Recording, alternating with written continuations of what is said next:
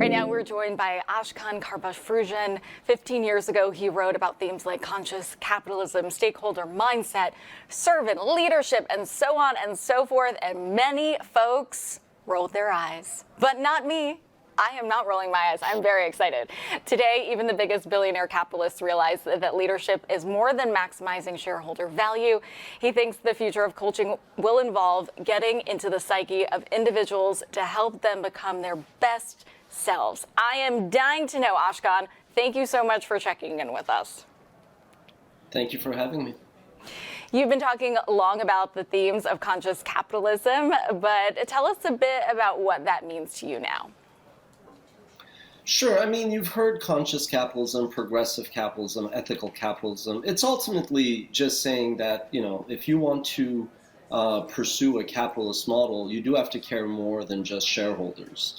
There's a lot of different stakeholders, including employees and clients in the community that you operate in. And if you are going to basically be successful as a business, you have to care more than just about your investors. When I finished my studies out of business school in 1999, Fortune magazine picked Jack Welch as the manager of the century. Jack Welch, not to speak ill of the deceased, wasn't the nicest guy out there. His nickname was Neutron Jack, which basically meant he could fire a bunch of employees and the employees would disappear, but the buildings would stay intact.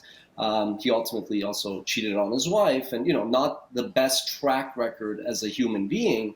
But at the time, Fortune and many other magazines just overlooked all that. And they just looked at, well, he created shareholder value. And if you fast forward that to today, I think we look for leaders that, are a bit more well-rounded and care more than just about creating value for their investors. So what kind of attributes does that mean? Don't cheat on your wife. Got it. Check. Don't be a butthead. Check. What else? Well, I mean, we hear a lot about empathy, and I mean, it's very easy to say that, but I think putting yourself in people's shoes and asking yourself, how would somebody feel and think and react when we make a decision? It's something that we've always taken into consideration and why we generally have a great culture and we've had high retention, and in job satisfaction surveys, employees seem to like working at our company. Because when as management we say, hey, we should do A or B, it's really not just about the near-term impact on the bottom line. Goldman Sachs and many others who care primarily about money even have coined this concept of being long-term greedy. So I think to succeed as a leader, you do have to give before you take. You do have to pass before you shoot. You do have to put yourself in their shoes, in other people's shoes to succeed. And so I think that is something that is percolating and has percolated over the last decade. And I think the pandemic just exacerbated that, where all of a sudden it's very easy to say all the right things, but you have employees who are working from home. And frankly, a lot of mid-level and senior managers kind of not doing that much because you're not in an office. It's the dynamics have changed, so to speak. So I think what you are now seeing is an acceleration of what would have probably happened as millennials and Gen Xers entered the workforce. It just happened like in a decade. What would have happened in a decade happened in a year, basically. So when you say we, for folks who don't know, can you tell us about WatchMojo? Sure.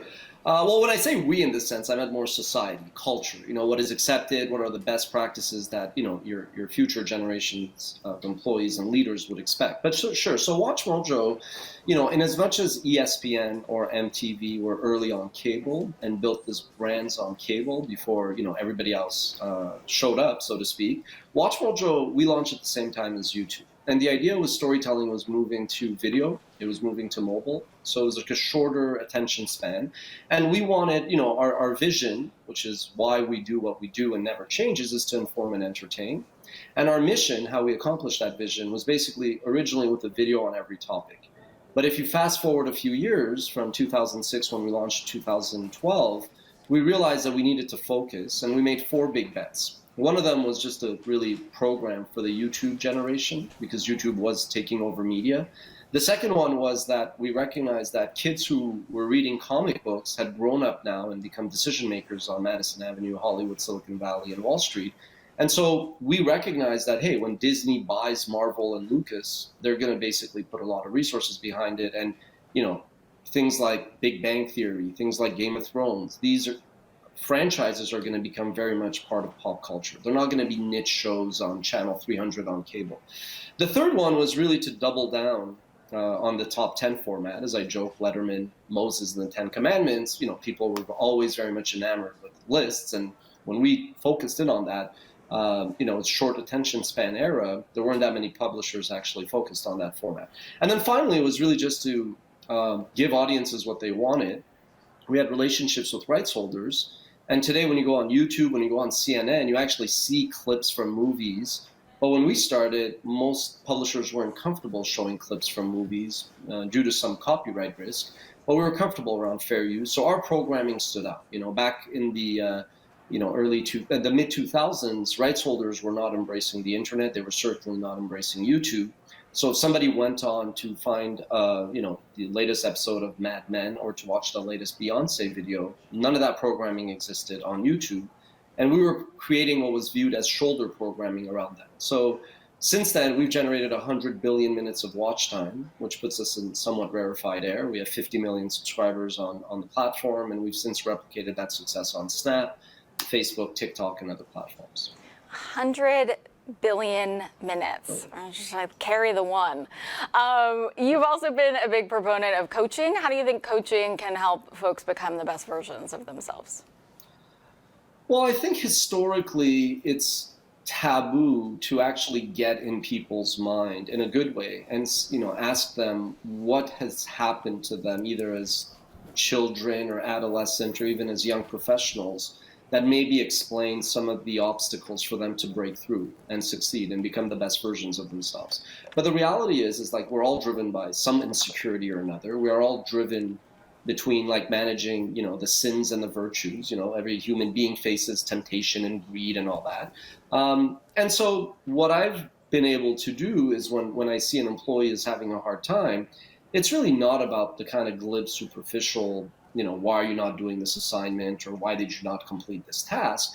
You have to kind of like earn their trust for them to open up and explain, what was it in terms of previous experiences, previous people they worked with, previous managers they had, that maybe explains why they hesitate to put their best foot forward.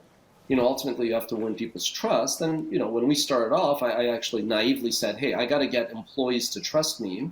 And then once they do that, they can do great things. But ultimately, I have to trust them. And I have to kind of like make sure that I empower them and I'm not micromanaging them. And it works most of the time if you hire good people.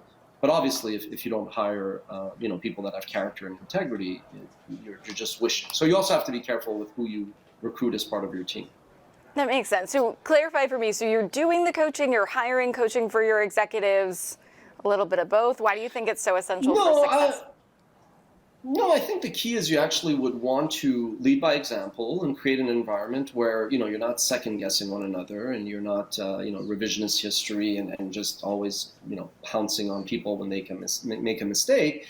And I do think, like Warren Bennis, who said, are leaders born or made? I think most people have a lot of learning capabilities in them. Whether or not they're a formal coach or not is probably secondary nowadays. I think it's more about sharing your experiences, sharing your lessons, if you've made mistakes, to be comfortable and confident in your own skin to discuss them. Like Michael Jordan says, I succeed every day because I fail every day. I mean, that's basically, I think, pretty good advice as a leader.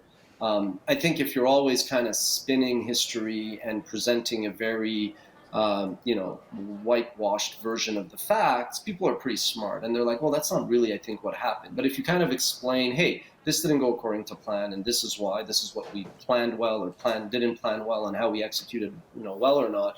I think people then learn to trust you, and they know that, you have the intellectual honesty and the empathy for them to confide in you so that you could kind of solve problems together. My job these days, I've worked with the same people for 15 years by and large. I basically make myself available to my team so that if they, have a problem, they can open up to me and we could kind of together come up with like solutions that actually are sustainable and scalable. Is the punching bag behind you involved? That's more of a prop than anything else. It's good exercise. It goes back to balance. I'm more of a soccer player. I think when I bought the house, it was there and the previous owners left it. It's a pretty sweet homewarming present. But let's get back to some of the trends that you've been really focusing on early from conscious capitalism and beyond that have become more of mainstream trends. If we can now pick your brain of what we're going to see in the future, what do you foresee as some of those trends early on that are emerging in marketing? Sure. So Mike Milken, the famous bond investor turned philanthropist, said that the best investor is a social scientist. So I actually think that like a lot of like success in business really comes from understanding history, understanding psychology, sociology, and all that. And I think in a global world, and especially with what the pandemic has done, which is it's accelerated a lot of trends, I think you're going to see a rise of just, again, psychology, sociology in the workplace. I think you're actually, like a few years ago, Arianna Huffington was like, oh, we have sleeping pods in the office. And I'm not sure if that's successful or not, but people probably thought she was crazy. But I think similarly, you're going to see a lot more, instead of just HR managers who really represent the company and not the employees, I think you're going to have counselors. You're going to have people either on staff full-time or who are there to support individuals at a company. And they're going to discuss really a lot of things other than business. Nobody's going to actually sit there and say, hey, your marketing material wasn't on point. I think it'll be a lot more about, hey, is there a reason why you prepare well, but then when you get on stage and you actually have to present or pitch to a client, you get really nervous. And that could be some kind of trauma that happened to somebody when they were in college or like early in their career that they never really dealt with. And so I think that's really going to be the biggest forefront. And I think some employers are actually going to use those perks and kind of sweeteners to get employees to come back. Otherwise you could stay and work from home. But you know what? We'd love it if you came to this office that we're paying this crazy rent for. And while here, you have access to counselors and you have access to coaches and psychologists and all that. And again, today it might seem a bit weird to blur work with personal situations. But again, if 15 years ago, I would have said that like Ray Dalio, a successful billionaire, talks about giving back and philanthropy and, not just caring about investors, people would have said, no, that's just like nonsense. It's all about, taking care of the investor. If you take care of the investor, there's like trickle down benefits and everybody else benefits. And we've seen that that's just not the case. You actually do have to think of your clients. You actually do have to think of your employees and the community. Otherwise, you're just punting a time bomb down the field. Yeah, it makes sense. I know there are companies that offer coaching services for executives. Now that we're in this pandemic world, do you think those are some of the perks that are going to take the place of free food and like a sweet ping pong table to try and recruit top talent? Yeah, I mean, even years ago, I would always say if you walk into an office and you see more lava lamps and foosball tables and ping pong tables, you want to run out the exit because there's a good chance that they're using that as a distraction for like a lack of actual trust, a lack of respect, a lack of, treating employees as equals. The world has changed, right? The best idea could come from a 21-year-old intern. It could come from an 18-year-old dropout. And I think, yes, what the pandemic has done is it showed that there's a lot of executives and managers who never did anything other than pretend like they were overseeing employees. And a lot of employees actually do a lot. And I think one reason why you're seeing this kind of like inverted employment dynamic where, it's hard to find frontline employees who were always seen as, paid lip service, but not necessarily rewarded financially, right? So I think a lot of the perks that you used to bestow on your executives, you may actually say, you know what, we're going to give that to our new employees because that's actually harder to find. And they don't need a $100,000 golf club membership. They may be happy with just like a few $100 a month to be able to go to the gym, to be able to, sign up to some, soccer club or get a punching bag so that they could release some stress and anxiety. Really good insights, Ashkan Karfabrujian. Did I do that right?